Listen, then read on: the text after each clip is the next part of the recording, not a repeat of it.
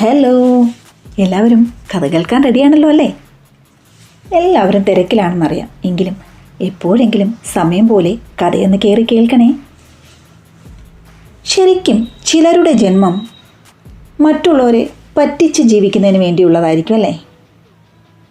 അവരെ കുറ്റം പറഞ്ഞിട്ട് ഒരു കാര്യവുമില്ല. കാരണം ചുട്ടയിലെ ശീലം ചുടല വരെ എന്നാണല്ലോ. ഏതായാലും നമുക്ക് ഈ കഥയൊന്ന് കേട്ടിട്ട് വന്നാലോ?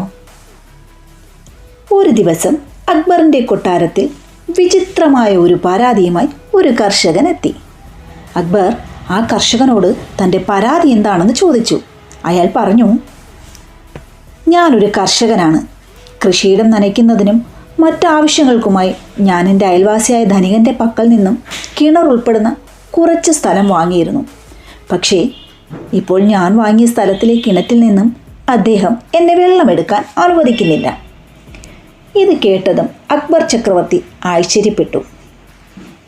എന്തുകൊണ്ടാണ് അദ്ദേഹം നിങ്ങളെ വെള്ളമെടുക്കാൻ അനുവദിക്കാത്തത്? അക്ബർ ചോദിച്ചു. അയാൾ പറയുന്നത്, കിണറും സ്ഥലവും മാത്രമാണ് എനിക്ക് തന്നത്. കിണറ്റിലുള്ള വെള്ളം ഇപ്പോഴും അദ്ദേഹത്തിനുള്ളതാണ്. അതുകൊണ്ട് തന്നെ ഞാൻ കിണറ്റിൽ നിന്നും വെള്ളമെടുക്കാൻ പാടില്ല എന്നാണ്. കർഷകൻ മറുപടി പറഞ്ഞു. ഇതൊരു വിചിത്രമായ വാദമാണല്ലോ, അക്ബർ ചക്രവർത്തി മനസ്സിൽ കരുതി. പരാതി എത്രയും വേഗം പരിഹരിക്കുന്നതിനായി തൻ്റെ മന്ത്രിയായ ബീർബലിനെ അദ്ദേഹം ഏർപ്പാടാക്കി. ബീർബൽ ആ കർഷകനോടൊപ്പം അദ്ദേഹത്തിൻ്റെ പരാതി സ്ഥലത്തെത്തി. അദ്ദേഹം കർഷകൻ വാങ്ങിയ സ്ഥലം നോക്കിയതിനു ശേഷം ധനികനെ പോയി കണ്ടു. എന്നിട്ട് ബീർബൽ അയാളോട് ചോദിച്ചു, നിങ്ങൾ എന്താണ് കർഷകനെ കിണറ്റിൽ നിന്നും വെള്ളമെടുക്കാൻ അനുവദിക്കാത്തത്? ഇതിന് മറുപടിയായി, ഞാൻ അദ്ദേഹത്തിന് കിണറും അതുൾപ്പെടുന്ന സ്ഥലവും മാത്രമാണ് കൊടുത്തത്. അതിലെ വെള്ളം നൽകിയിട്ടില്ല. അതുകൊണ്ട് തന്നെ വെള്ളമെടുക്കാൻ അനുവദിക്കുകയുമില്ല എന്ന വിചിത്രമായ വാദം ധനികൻ ബീർബലിനോടും ആവർത്തിച്ചു.